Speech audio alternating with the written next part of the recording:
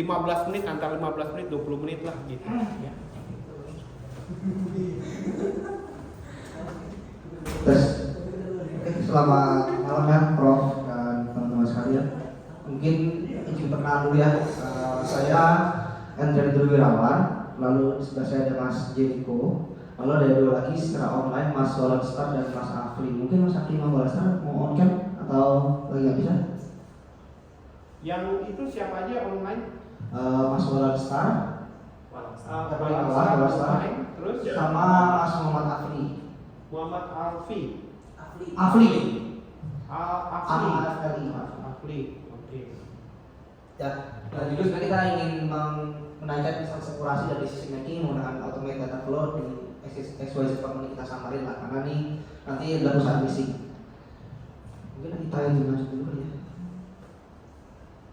Ya, sebenarnya untuk tujuan dasarnya sendiri, yang pertama sebagai perusahaan pembiayaan kendaraan mobil atau leasing, perusahaan ini berupaya meningkatkan kinerja leasing dengan memanfaatkan analitik data secara komprehensif. Nah, saat ini perusahaan telah memiliki berbagai sumber data dari penjualan dealer, sales, dan namun proses pengumpulan, integrasi, analisisnya masih dilakukan secara manual dan mungkin dari berbagai divisi di perusahaan masih diolah secara terpisah. Nah, kondisi ini menyebabkan informasi yang sering terlambat, tidak konsisten dan sulit digunakan sebagai dasar pengambilan keputusan strategis.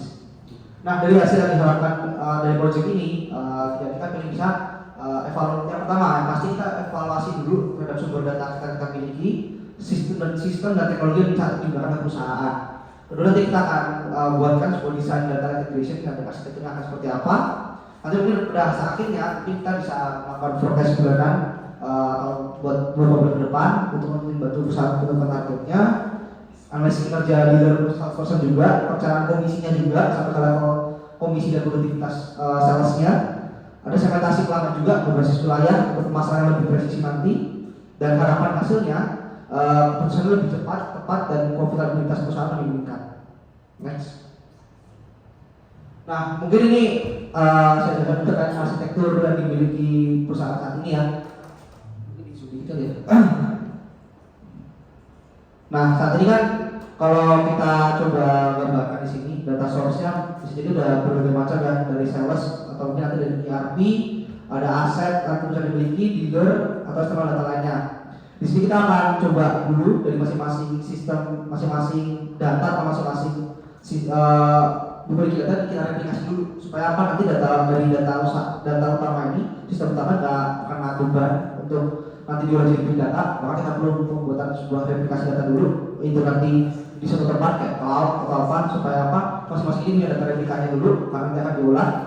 Lalu juga nanti ada data integration nanti mungkin kayak nanti buat kayak Kafka buat dia data secara real time buat di data. Nanti di ingestion ini nanti kita ada proses detail buat data acquisition, batching dan streaming nanti buat dibawa ke environment di data.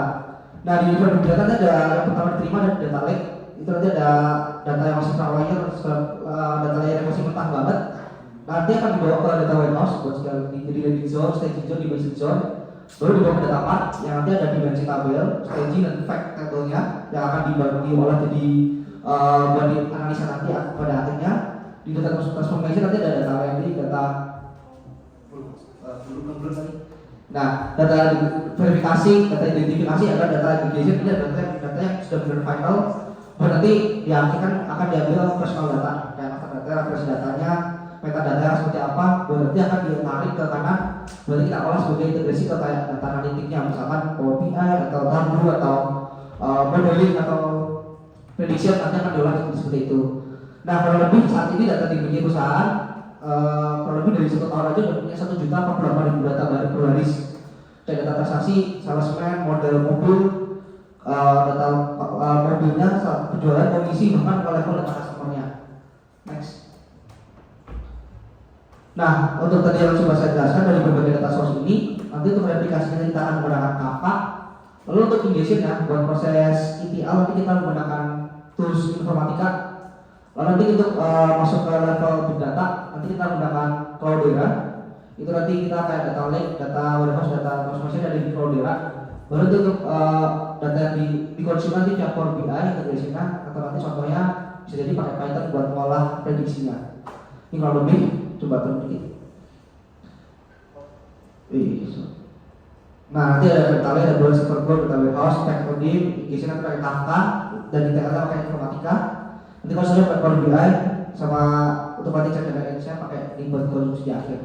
Kalau udah satu yang kita coba bawa ke perusahaan kurang lebih seperti ini. Next. Untuk nextnya akan dibantu oleh Mas Jericho. Oke. Ini saya lanjut ke pendekatan model di mana untuk pengolah data menjadi data warehouse ini dimulai dari data integration dahulu. Kemudian data integration akan masuk ke validation, preparation. Nah di validation dan validation ini ada data exploration dulu, di mana ini akan ada manual proses apakah dari setiap datanya itu akan dilakukan validasi atau tidak. Jika ada maka akan masuk ke preparation. Jika dari data validation yang nggak ada bisa langsung masuk ke data preparation. Kemudian setelah masuk ke data preparation akan masuk ke model training. Nah selanjutnya dari model training akan masuk ke model analisis. Nah mana model ini menjadikan sebuah datanya itu menjadi evaluation dan analisa lagi jadi validation. Jika sudah maka akan masuk ke model packaging dan registering, dan ini pastinya publish dong. Dan jika sudah diolah datanya sudah baik, kemudian lanjut ke model deployment, di mana di model deployment ini akan selalu mengecek seperti performance monitoring, handle scoring service untuk dalam pengecekan datanya. Nah untuk ini kita akan menggunakan sebagai customer processing dan code modeling dan logistic regression dan random forest. Ini bisa next saja. Nah untuk desainnya itu pertama ini ada brand, pastinya brand mobil apa aja, dan kemudian model mobil apa yang dibutuhkan untuk mendukung data ini. Kemudian ada dealer yang akan posisi dealernya ada di posisi mana, bisa ada di Asia, ada di utara atau di selatan.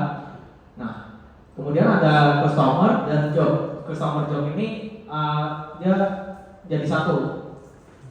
Pencakup Bali ini itu pekerjaannya seperti misal bekerja di bidang IT atau apa, di mana data customer ini juga ada data customer ID, customer name. Nah, jika customer ini membeli sebuah mobil atau brand dari kita, maka akan masuk langsung ke transaction. Di mana di transaction ini dan pastinya juga terdapat sales person yang melayani customer untuk dalam melakukan transaksi. Oke, bisa next saja. Nah, untuk pendekatan model ini yang melalui customer processing dan code modeling logistic regression dan reports ini, yang pertama itu ada provensi to buy 30 hari. Ini itu memprediksi pelanggan dengan peluang transaksi 30 hari ke depan, dan karena itu memprediksi pelanggan yang tidak akan bertransaksi 90 hari ke depan. Nah, keluarannya itu seperti ROC atau PR score, One Turning Threshold, precision, key token per dealer, profitnya. Yang kedua ada transaksi data preparation yang diolah menggunakannya seperti data transaction date, customer ID, sales price, model ID, sales person ID. Dimana model untuk integrasinya model brand and sales dealer untuk fitur kategori. Kemudian untuk definisi labelnya untuk propensity-nya 30 hari ini dengan label 1 bila ada transaksi maka T0 plus 1 T0 plus 30, dan jika per 90 hari maka bila tidak ada transaksi maka T0 plus 1 dan T0 plus 60. Mungkin bisa next saja mas. Nah, udah pendekatan dalam pertamanya propensity di 30 hari ini tuh terjadi di balik bawah itu ada peningkatan dari yang mana biru itu ada di 0,73 untuk erosinya pada logistic regression. Dan kemudian untuk propensity ke recall-nya ini ada di 0,5. Jadi logistic regression lebih bagus. Lebih bagus ya datanya. Kemudian untuk yang random forest itu ada di 0,69 dan PROC-nya itu ada di 0,43. Ini next saja untuk yang di core 90. Nah, untuk yang di core 90D ini juga model logistic regression-nya ROC-nya itu ada di 0,72, bisa dibilang 0,73. Nah, untuk PROC-nya itu juga hasilnya itu di 0,77. Sehingga untuk yang di random forest juga ROC-nya dapat 0,7 dan 0,75, 0,76 yang setelah dibersihkan untuk datanya. Oke, ini next bisa dibantu oleh Mas Afri ya, untuk pendekatan model. Oke, makasih. Halo. Ya. Oke, slide ini menampilkan hasil prediksi commission sale pendekatan pemodelan untuk memproyeksi komisi bulanan N+1 per sales persen. Tujuan utamanya adalah memberikan adjustment biaya komisi bulan depan atau dan membantu perencanaan target. Data yang kami agregasi data yang kami gunakan adalah bulanan X per persen yang dengan fitur inti. Yang pertama adalah sum of sale price, rate precision, count of cost ID, dan lead transaction date. Model yang digunakan adalah rate of precision karena mampu menangkap non-linearities dan interaksi antar fitur sebagai baseline. Kami memanfaatkan dengan prediksi dengan pendekatan percentage serta formula sederhana rate excellence dan di tengah adalah kolom prediksinya precision. Next. Paling nambahin dikit dari punya Mas Alfi. Sebenarnya ini nanti kalau saya kan dari data transaksi yang udah tadi kita breakdown di ERP ini kita kayak ngambil per orang satu itu udah bisa menjual berapa unit, dia harga berapa paling banyak, jumlah harga terjual berapa dolar, target penjualannya kapan dan jumlah customer dia berhasil beli ke dia berapa. Jadi akhirnya kita prediksi komisi dia nextnya kalau ada beli lagi berapa. Kalau lebih kayak gitu tambahannya. Kasih Mas tambahannya. Lanjut adalah slide evaluasi dan target. Objek analitik proses penjualannya 3 sampai 6 bulan, analisis performa dealer dan segmentasi pelanggan untuk rekomendasi strategi pemasaran. Lalu yang kedua adalah cakupan data transaksi dari Mei tahun 2022 sampai Mei tahun 2023. Ditambah dengan master, isinya adalah master sales person dan dealer, lalu ada model dan brand, customer, job, dan dealer. Data faktanya ada satu baris, yaitu satu transaksi, isinya adalah SCD untuk data-data yang sering berubah bila perlu.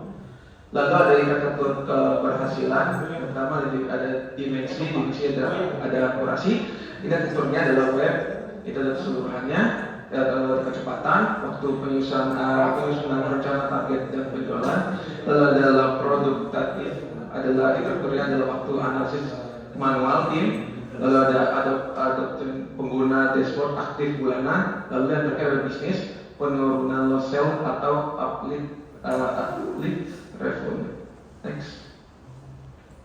Lalu di sini ada dashboard sale performance yang diberikan pandangannya. Yang pertama adalah jumlah penjualan mobil, seperti ada merek mobil, ada Nissan, Ford, Honda, Toyota, dan lain-lain. Lalu ditampilkan portofolio seller perusahaan, terus area performance-nya, di mana penjualannya, terus per unit buyer, total transaksi by umur, dan terakhir tampilan dari performance by kategori job. Nah, mungkin nambahin dari Mas Afri dikit, ini hasil kita bikin di Power BI ya.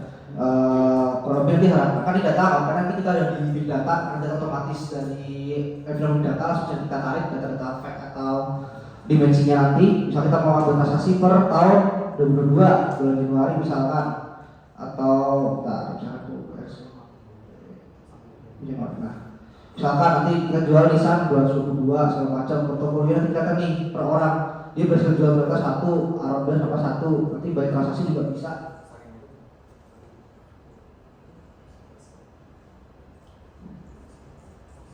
Ini prosesnya. Nah, jadi kurang lebih kayak gini, misalkan area performanya di area sentral, di dealer group satu otomatis mau penskil automotive group ya jual server basis 10.500 sampai sekian. Lalu nanti per area juga kelihatan nih di per masing area dia jual berapa aja per masing-masing dealernya. Ini kita tampilkan semua per area. Nanti kelihatan nih dari mobil jualan tahunnya, mobil tahun berapa sih yang berhasil kejual. Lalu dari sisi segmentasi customer kelihatan nih umur berapa sih rata beli, umur 18 tahun rata kejual hampir 10.000 misalkan. Nanti baik pekerjaan juga bisa kelihatan nih, misalkan rata-rata orang dengan pekerjaan akuntan dia bisa beli, biasanya beli apa sih, oh Chevrolet tapi 20 unit, yang kecil misalnya Nissan. Kalau lebih ini kelihatan semua sih secara dashboard, Power BI nya. Kalau jika udah berhasil dibawa ke referensi data, ini akan membantu sekali untuk perusahaan gather information buat dia untuk perusahaan.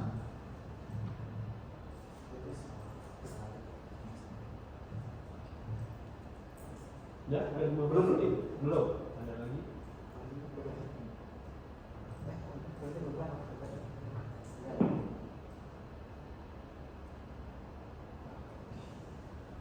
Bisa lanjutnya Mas Malasar. Baik, terima kasih. Setelah penjelasan dari analisa mulai dari big data warehouse, kemudian pemodelan machine learning dan visualisasi, selanjutnya adalah rencana pengembangan yang akan diusulkan. Berikut adalah 3 gelombang yang bentuk alur kinerja. Yang pertama itu discovery wave, melakukan penilaian mendalam atas kondisi saat ini, arsitektur, kualitas data, proses ETL dan katalog keamanan, serta celah kapabilitas. Yang kemudian berikutnya adalah design wave, yaitu perumusan strategi data dan rancangan integrasi, target arsitektur lake warehouse, standar kualitas, metadata, kemudian kebijakan akses, peta jalan untuk mencapai tujuan integrasi di perusahaan. Yang berikutnya adalah development wave, yaitu mengeksekusi roadmap dalam 3 fase. Yang pertama itu foundation, yang dimana membangun skema bintang, pipeline ETL, SCD untuk histori perubahan, dan dashboard eksekutif awal. Kemudian yang kedua adalah modeling dan insight, yang menjalankan rolling backtest atau untuk forecasting, kemudian melakukan clustering, segmentasi, mematangkan dashboard, analitik. Kemudian yang terakhir itu operationalization, yang mengoperasionalkan solusi melalui jadwal, kemudian alerting, UAT, dan pelatihan pengguna hingga rilis produk yang terdokumentasi. Berikutnya adalah tata kelola, di mana solusi dipantau melalui modeling.